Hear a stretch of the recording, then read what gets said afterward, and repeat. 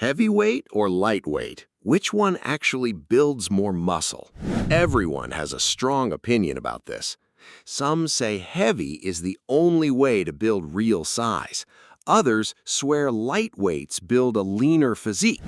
So instead of arguing online about it, I decided to settle this question on my own body directly. For 60 days straight, I trained one half of my body heavy and the other half light. Every single set was tracked. Every rep was logged. Daily photos were taken without exception or excuses. People warned me I'd end up permanently lopsided by the end of this entire experiment.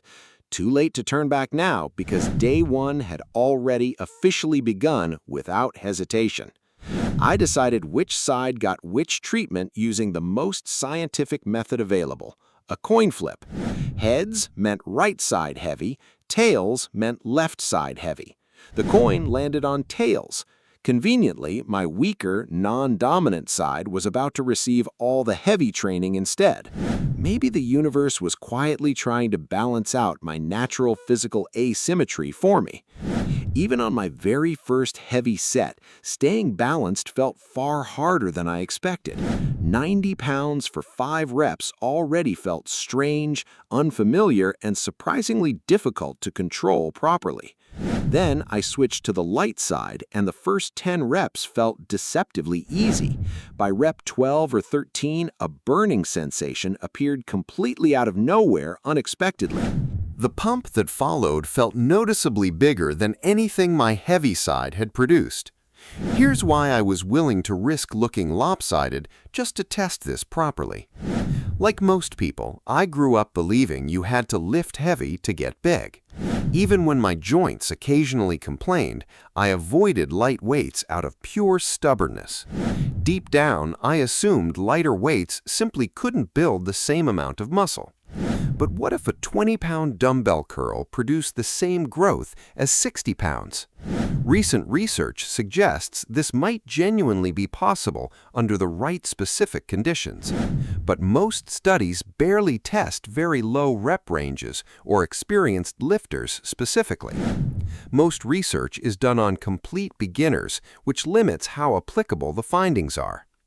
We also don't know if certain muscles, like the chest, respond differently to each method. So I built a 60-day plan designed to actually answer this question properly.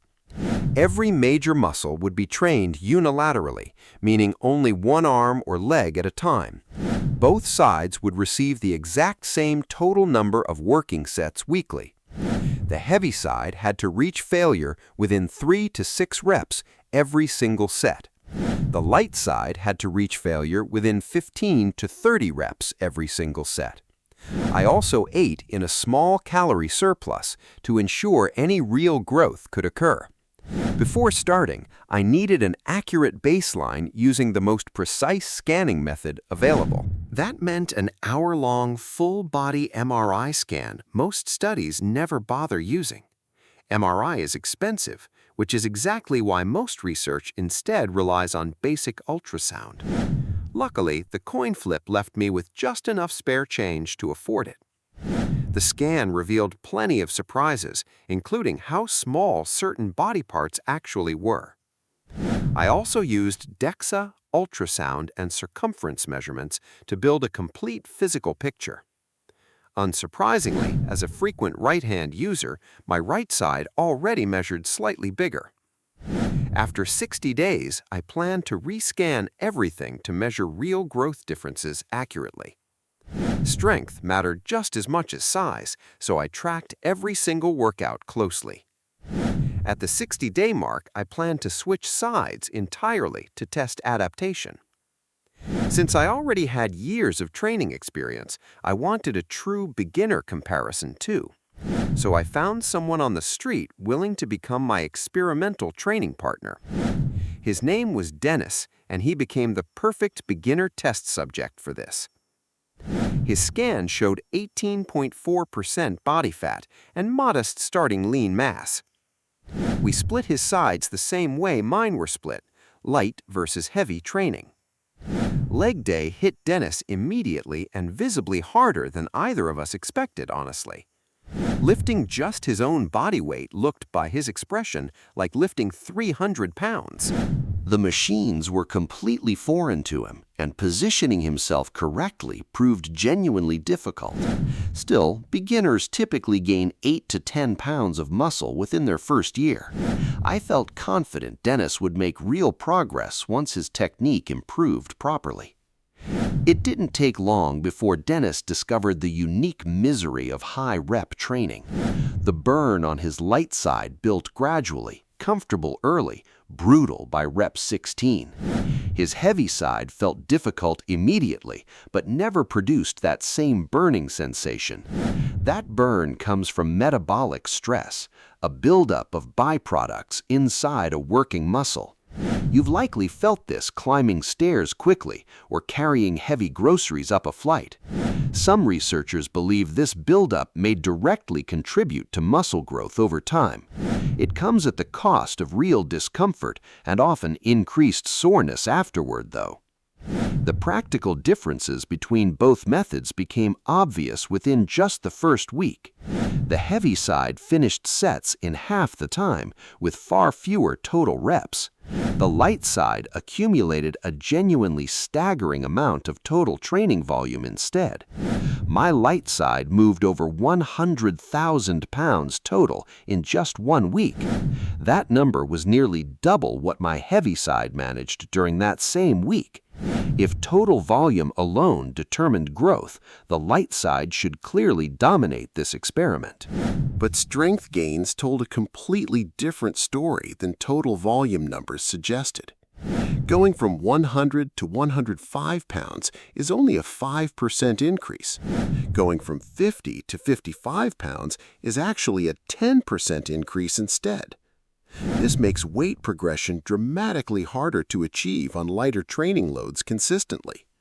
So instead of chasing heavier weight, the smarter strategy became beating last week's reps. Despite this, both Dennis and I noticed something else entirely on our light sides. A noticeably bigger pump appeared compared to anything our heavy sides ever produced. That swelling happens when muscles contract hard enough to trap blood inside temporarily. The higher the rep count, the more pronounced that swelling sensation typically becomes. Whether this pump meaningfully contributes to long-term growth remains genuinely debated currently. Aggressive pump-chasing techniques rarely translate into significant, measurable long-term growth results. Some researchers still believe the swelling itself may provide an additional growth signal, though. Around the experiment's midpoint, a new problem emerged that had nothing to do with effort. Heavy loading does strengthen tendons over time, building genuine long-term joint resilience. But pushed too far, especially on poorly suited exercises, it becomes a real liability. I felt a sharp pain at the top of my knee during leg extensions specifically. I had to abandon that exercise entirely on both sides for the remainder of the experiment. Dennis experienced very similar joint discomfort on his own heavy training side, too. Curious about adaptation, I tried training my heavy leg with light weight instead once. The result genuinely surprised me. That side burned out almost immediately and unexpectedly. It hit failure by rep 13, while my actual light side could have continued further. This is called endurance adaptation, where muscles build more mitochondria to delay fatigue. Your brain also raises its pain tolerance threshold through consistent high-rep training exposure. Each side of my body had genuinely adapted in two completely different physiological ways. By week 6, Dennis had transformed into a noticeably different, stronger lifter overall. He more than doubled his starting weights on his heavy training side specifically. But his light side told a very different, more concerning story by comparison. Watching closely, it became clear he wasn't actually reaching true failure on those sets. This matters because muscles contain smaller fibers that activate first during any movement. Larger, more powerful fibers only get recruited once those smaller fibers become fatigued. Heavy weight activates those bigger fibers immediately, right from the very first rep. Lightweight requires pushing well past comfort, often past rep 15 before they activate. That's exactly where most people instinctively stop their set without realizing the cost. To prove this, I used an EMG machine to measure his real muscle activation. On his heavy side, activation spiked instantly and remained high throughout the entire set. On his light side, activation climbed gradually, only matching that level near true failure. Without pushing through real discomfort, his light side wasn't getting the same training stimulus. There was a second issue too. Ego was slowly creeping into Dennis's training form. Adding weight without maintaining proper technique only creates the illusion of real progress. The muscle isn't actually being targeted effectively, regardless of the number on the bar. My own joint issues continued worsening as the weeks of heavy training progressed.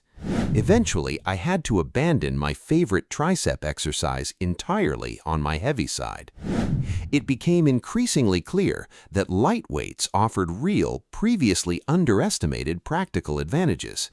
They worked especially well around joint pain or when only lighter equipment was available. When 60 days finally ended, it was time to test both sides directly against each other. Dennis's heavy side had become dramatically stronger, handling weight his light side couldn't touch. When we reversed the loads entirely, his light-trained arm couldn't stabilize the heavier weight. His heavy-trained side, forced into high reps, couldn't sustain the pace his light side built. My own results followed an almost identical pattern across both sides of my body. My heavy side hit 6 reps at 92.5 pounds total. My light side hit 16 reps at 65 pounds during the same testing session. Switching the loads, my strong side failed several reps earlier than originally expected entirely. My light side could only manage 4 reps of the heavy weight instead of 6. Each side had become genuinely better at its own specific, distinct style of strength. But the real question driving this entire experiment was always about actual muscle growth. After 3 rest days to eliminate swelling, the final MRI scan results came in. My muscles had grown by just over half a pound total across both sides. Surprisingly, my light side had grown very slightly more across nearly every muscle measured. My chest specifically showed roughly double the growth on my light training side. This was likely because I'd never trained that muscle with such high reps before. But the actual differences were minuscule, sometimes as small as 15 grams total. That's nowhere near statistically meaningful and nothing you'd ever visually notice over a year. There was one notable exception involving a small, often overlooked stabilizing muscle group. The iliopsoas, which stabilizes your hips and back, grew unevenly between both sides.